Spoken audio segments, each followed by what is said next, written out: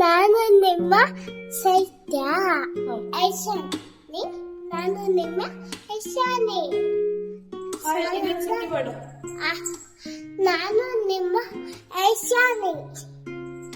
Mobile ಬಿಟ್ಟಿದ್ರೆ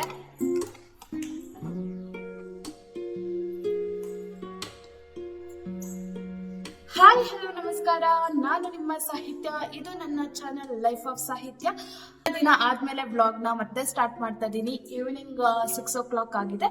so Ragigudda ದೇವಸ್ಥಾನಕ್ಕೆ ಹೋಗ್ಬರೋಣ ಅಂತ ಅನ್ಕೊಂಡು ರೆಡಿ ಆಗಿ ಕೂತಿದ್ದೀವಿ. ರಾಗಿಗುಡ್ಡ ದೇವಸ್ಥಾನ, ಆಂಜನೇಯ ದೇವಸ್ಥಾನಕ್ಕೆ ಹೋಗಕ್ಕೆ. ಇವಳ ಅಪ್ಪನೇ ಲೇಟು, ಇನ್ನೂ ರೆಡಿ ಆಗಿಲ್ಲ, ಅದಕ್ಕೆ ವೈಟಿಂಗ್.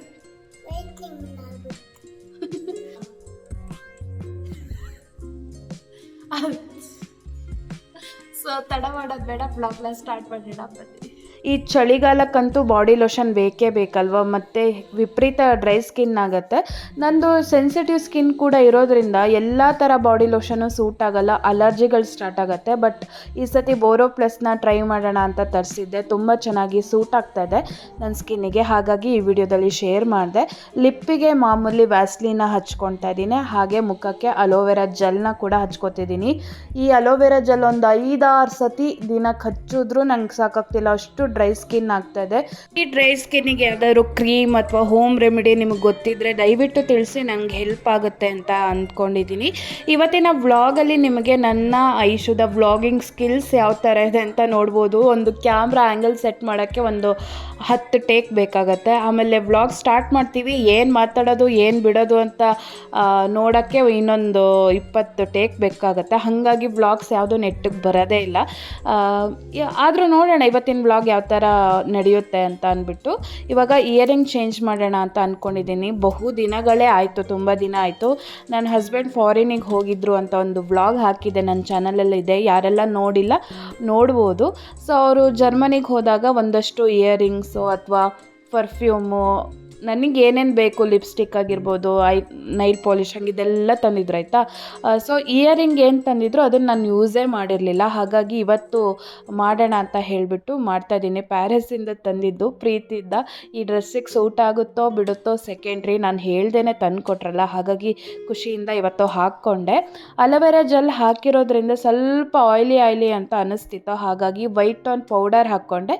ಪೌಡರ್ ಹಾಕಿದ ತಕ್ಷಣ ಒಂಥರ ಮ್ಯಾಟ್ ಫಿನಿಶಿಂಗ್ ಸಿಗುತ್ತಲ್ವ, ಒಂಥರ ಇವತ್ತು ಮೇಕಪ್ ಮಾಡ್ಕೊಳ್ಳೋಣ ಅಂತ ಆಸೆ ಆಯಿತು, ಹಾಗಾಗಿ ಮಾಡ್ಕೋತಾ ಇದ್ದೀನಿ. ಕಾಜಲೆಲ್ಲ ಹಾಕ್ಕೊಂಡು ತುಂಬ ದಿನ ಆಯಿತು ಮೇಕಪ್ ಮಾಡ್ದೇನು.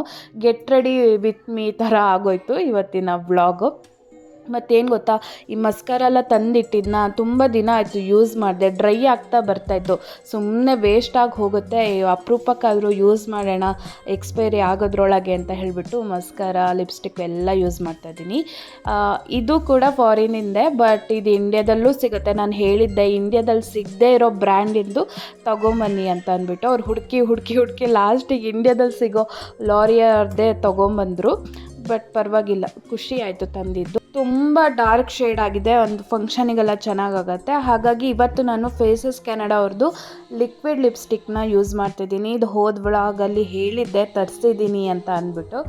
ಯಾವ ಥರ ಇದೆ ನೋಡೋಣ ಅಂತ ಹೇಳಿಬಿಟ್ಟು ಹಚ್ಕೋತಾ ಇದ್ದೀನಿ. ಇದು ಕೂಡ ತುಂಬ ಡಾರ್ಕ್ ಶೇಡೇ ಇದೆ, ಬಟ್ ತುಂಬ ಲೈಟಾಗಿ ಹಚ್ಕೊಳ್ಳೋಣ ಅಂತ ಹಚ್ಕೊಂಡೆ. ನನ್ನ ಫೇಸಿಗೆ ಇದು ಕೂಡ ತುಂಬ ಡಾರ್ಕ್ ಅಂತ ಅನ್ನಿಸ್ತು. ಈ ಲಿಕ್ವಿಡ್ ಲಿಪ್ಸ್ಟಿಕ್ ಅಷ್ಟೊಂದು ಇಷ್ಟ ಆಗಲ್ಲ, ಹಾಗಾಗಿ ಇದನ್ನು ಮ್ಯಾಟ್ ಫಿನಿಶಿಂಗ್ಗೆ ತರೋಣ ಅಂತ ಹೇಳಿಬಿಟ್ಟು ಫೇಸಸ್ ಕೆನಡಾ ಅವ್ರದ್ದೇ ಒಂದು ಮ್ಯಾಟ್ ಫಿನಿಶಿಂಗ್ ಲಿಪ್ಸ್ಟಿಕ್ ಇದೆ ಬ್ರೌನ್ ಶೇಡಲ್ಲಿ. ಇದಂತೂ ಸಿಕ್ಕಾಪಟ್ಟೆ ಇಷ್ಟ ನನಗೆ.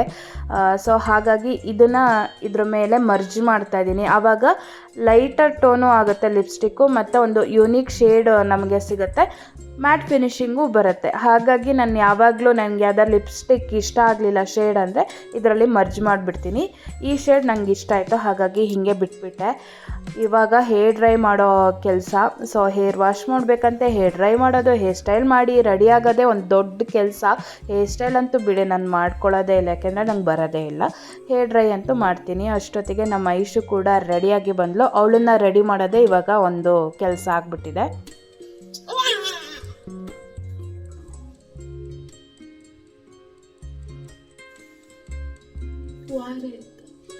ಇವತ್ತು ಪಾಪ ಅವಳಿಗೆ ಬೊಟ್ಟಿಟ್ಟಿದ್ದು ವಾರೇ ಆಯಿತು. ಬಟ್ ಅದನ್ನು ಅಳಿಸಿ ಇನ್ನೊಂದ್ಸತಿ ಇಡ್ತೀನಿ ಅಂದರೆ ಬೊಬ್ಬೆ ಸ್ಟಾರ್ಟ್ ಆಗುತ್ತೆ.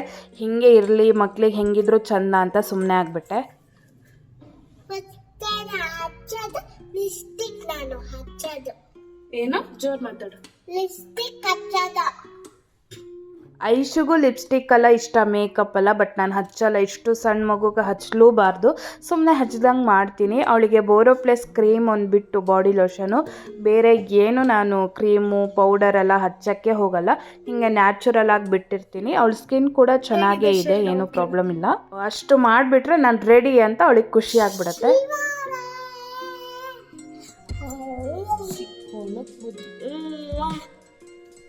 ಮುಂದೋಗು. ಈಗ ಅಮ್ಮನ ನೋಡು. ಹೇಗಿದೆ ನನ್ನ ಔಟ್ಫಿಟ್ ಅಂತ ಕೇಳು. ಎಂತ ಔಟ್ಫಿಟ್ ಈಗ ಕೇಳು. ಅದು ರೆಕಾರ್ಡೇ ಆಗಿಲ್ಲ, ಇವಾಗ ಕೇಳು. ಹೋಗಿ ಹಿಂದೋಗು ಸ್ವಲ್ಪ. ಇವಾಗ ಕೇಳು. ಚೆನ್ನಾಗಿದೆಯಾ? ನಂಗೆ ಹೇಗೆ ಕಾಣಿಸ್ತಾ ಇದೆ? ಪ್ಲೀಸ್ ಕಮೆಂಟ್ ಮಾಡಿ. ಓಕೆ, ಬಾಯ್ ಬಾಯ್, ಟೇಕ್ ಕೇರ್. ಏನು? ಓಕೆ, ಸಕ್ಕದಾಗಿ ಸೂಟ್ ಆಗ್ತಾ ಇದೆ.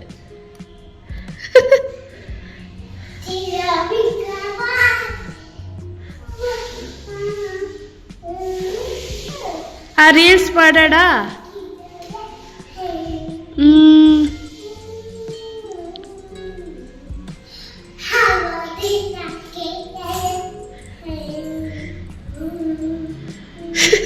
ಇದು ಯಾವ ರೀಲ್ಸ್ ಅಂತ ಕಮೆಂಟ್ ಮಾಡಿ, ಓಕೆನಾ? ಬಾ ಇಶು, ಆ ರೀಲ್ ಮಾಡೋಣ ಬಾ. ಇವಾಗ ಒಂದು 5 to 10 minutes ರೀಲ್ಸ್ ಕೂಡ ಮಾಡಿದ್ವಿ. ಫಸ್ಟ್ ಟೈಮ್ ನಾನು ಐಶು ರೀಲ್ಸ್ ಮಾಡಿದ್ದು.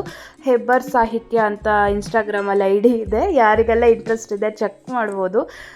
ಸೊ ರೀಲ್ಸ್ ಮಾಡಿ, ಡ್ಯಾನ್ಸ್ ಮಾಡಿ, ರೆಡಿಯಾಗಿ, ಮಾತುಕತೆ ಎಲ್ಲ ನಮ್ಮದಾದರೂ ನಮ್ಮ ಹಸ್ಬೆಂಡ್ ಇನ್ನೂ ರೆಡಿಯಾಗಿಲ್ಲ. ಸಿಕ್ಕಾಪಟ್ಟೆ ಲೇಟು. ನಮ್ಮನ್ನು ಮಾತ್ರ ಊರಿಗೆ ಮುಂಚೆ ರೆಡಿಯಾಗಿ ಲೇಟ್ ಆಗುತ್ತೆ ಅಂತ ಹೇಳ್ತಾರೆ. ಬಟ್ ಅವ್ರು ರೆಡಿಯಾಗೋದು ಇನ್ನೂ ಲೇಟು. ಫೈನಲಿ ಅಪ್ಪ ಮಗಳು ರೆಡಿ ಆದರು. ನಮ್ಮ ಐಶ್ವರ್ಗೆ ಸ್ವೆಟರು ಟೊಪ್ಪಿ ಎಲ್ಲ ಹಾಕಲೇಬೇಕು, ಯಾಕೆಂದರೆ ಸ್ಕೂಟಿಲಿ ಹೋಗೋದು ಸ್ವಲ್ಪ ದೂರ ಇದೆ ಮತ್ತು ಥಂಡಿ ಗಾಳಿ ಬೀಸುತ್ತೆ, ಸಂಜೆ ಟೈಮ್ ಅಲ್ವಾ. ಹಾಗಾಗಿ ಫುಲ್ ಪ್ಯಾಕ್ ಮಾಡಿ ಕರ್ಕೊಂಡು ಹೋದ್ವಿ. ಈ ರಾಗಿಗುಡ್ಡ ದೇವಸ್ಥಾನದಲ್ಲಿ ಐಶುಗೆ ಹೋಗೋ ದಾರಿ ತುಂಬ ಇಷ್ಟ. ಇವಾಗ ಶುಕ್ರವಾರ ಗುರುವಾರ ಎಲ್ಲ ಹೋದರೆ ಸಂಜೆ ಟೈಮ್ ಅಷ್ಟೊಂದು ರಶ್ ಇರಲ್ಲ, ಫುಲ್ ಖಾಲಿ ಇರುತ್ತೆ. ಶನಿವಾರ ಮಾತ್ರ ಸಿಕ್ಕಾಪಟ್ಟೆ ಜನ ಇರ್ತಾರೆ, ಯಾಕೆಂದರೆ ಆಂಜನೇಯ ದೇವಸ್ಥಾನ ಅಲ್ವಾ. ಹಾಗಾಗಿ ಈ ಖಾಲಿ ಇದ್ದಿದ್ದ ಟೈಮಲ್ಲಿ ಹೋಗೋ ದಾರಿ ನೋಡ್ತಾ ಇರ್ಬೋದು, ಎಷ್ಟು ಚೆನ್ನಾಗಿದೆಯಲ್ಲ. ಒಂಥರ ಗುಹೆಯಲ್ಲಿ ಹೋದಂಗೆ ಅನಿಸುತ್ತೆ. ನಮ್ಮ ಐಶುಗೆ ಓಡೋದಮ್ಮ ಟ್ರೈನಲ್ಲಿ ಹೋಗ್ತಾ ಇದ್ದೀನಿ ನಾನು ಅಂತ ಹೇಳಿಬಿಟ್ಟು ಓಡ್ತಾ ಇರ್ತಾಳೆ. ಸೊ ಅವಳಿಗೆ ಅದೇ ಖುಷಿ ಹೋಗೋದು. ಮತ್ತು ಖಾಲಿ ಇದ್ದರೆ ದೇವಸ್ಥಾನದಲ್ಲಿ ಒಂಥರ ವೈಬ್ ಚಂದ. ತುಂಬ ಜನ ಅಂತ ಇದ್ದರೆ ದೇವಸ್ಥಾನದಲ್ಲಿ ದೇವ್ರ ದರ್ಶನನೂ ಸರಿಯಾಗಲ್ಲ, ಚೆನ್ನಾಗಿ ಪ್ರೇಯರು ಮಾಡೋಕ್ಕಾಗಲ್ಲ. ಆ್ಯಂಡ್ ಒಂಥರ ಗಡಿಬಿಡಿ ಆದಂಗೆ ಆಗುತ್ತೆ. ಈ ಥರ ಖಾಲಿ ಇದ್ದರೆ ಆರಾಮಾಗಿ ಪ್ರೇಯರೆಲ್ಲ ಮಾಡಿ ದೇವ್ರ ಮುಂದೆ ತುಂಬ ಹೊತ್ತು ಕೂತು ಬರ್ಬೋದು. ಆ ವೈಬೇ ಚಂದ. ಸೊ ಹಾಗಾಗಿ ಗುರುವಾರ ಶುಕ್ರವಾರ ಹೋದ್ರೇ ಬೆಸ್ಟು. ಶನಿವಾರ ಹೋದರೆ ಸ್ವಲ್ಪ ಜನ ಜಾಸ್ತಿ ಅಂತ ಅಷ್ಟೇ. ಈಗ ದೇವಸ್ಥಾನದ ಒಳಗೇನು ನಾವು ವೀಡಿಯೋಸ್ ಮಾಡೋಂಗಿಲ್ಲ, ಹಾಗಾಗಿ ಮಾಡೋಕ್ಕೂ ಹೋಗಲಿಲ್ಲ. ಸುಮ್ಮನೆ ಬೈಸ್ಕೊಳ್ಳೋದು ಯಾರು ಅಂತ ದೇವ್ರ ದರ್ಶನ ಮಾಡಿಕೊಂಡು ಇವಾಗ ಬರ್ತಾ ಇದ್ದೀವಿ. ತುಂಬ ದಿನ ಆಗಿತ್ತು ಈ ಆಂಜನೇಯ ದೇವಸ್ಥಾನಕ್ಕೆ ಹೋಗದೆ. ಸೆಪ್ಟೆಂಬರಲ್ಲೇ ಅಂದ್ಕೊಂಡಿದ್ದು, ಫೈನಲಿ ಇವಾಗ ಹೋಗಿ ಬಂದ್ವಿ. ಸೊ ದೇವ್ರ ಪ್ರಸಾದನ ತಿಂತಾ ಇದ್ದೀವಿ. ಇಲ್ಲಿ ಒಂದು 5-6 ಸತಿ ಹೋಗಿದ್ದೀನಿ. 5-6 ಸತಿನೂ ಬೇರೆ ಪ್ರಸಾದನೇ ಸಿಕ್ಕಿದೆ. ಸೊ ಸೇಮ್ ಪ್ರಸಾದ ಸಿಕ್ಕೇ ಇಲ್ಲ. ಬಟ್ ಇವತ್ತು ನನಗೆ ಇದು ಕಡಲೆಬೇಳೆ ಹುಸ್ಲಿ ತಿಂದು ಸಿಕ್ಕಾಪಟ್ಟೆ ಖುಷಿ ಆಯಿತು. ಸೊ ಚೆನ್ನಾಗಿರುತ್ತೆ ದೇವ್ರ ಪ್ರಸಾದ ಅಂತೂ. ಅಲ್ಲಿ ಪ್ರಸಾದ ಎಲ್ಲ ತಿಂದ್ಕೊಂಡು ಸ್ವಲ್ಪ ಹೊತ್ತು ಕೂತ್ಕೊಂಡು ಆಮೇಲೆ ಮನೆ ಕಡೆ ಬಂದ್ವಿ. ಇವತ್ತು ಇವರು ಹೋಟ್ಲಿಂದಾನೇ ಊಟ ತರಿಸೋಣ ಬಿಡು ಅಂತ ಹೇಳಿಬಿಟ್ಟು ಅವರೇ ಆರ್ಡ್ರ್ ಮಾಡಿ ತರಿಸಿದ್ರು. ಇವತ್ತಿಂದು ಊಟ ಓಕೆ ಇತ್ತು. ಫ್ರೈಡ್ ರೈಸು, ಇದು ಕಾರ್ನ್ ಚಿಲ್ಲಿ ಹಾಗಿದೆಲ್ಲ ಏನೇನೋ ತರಿಸಿದ್ರು.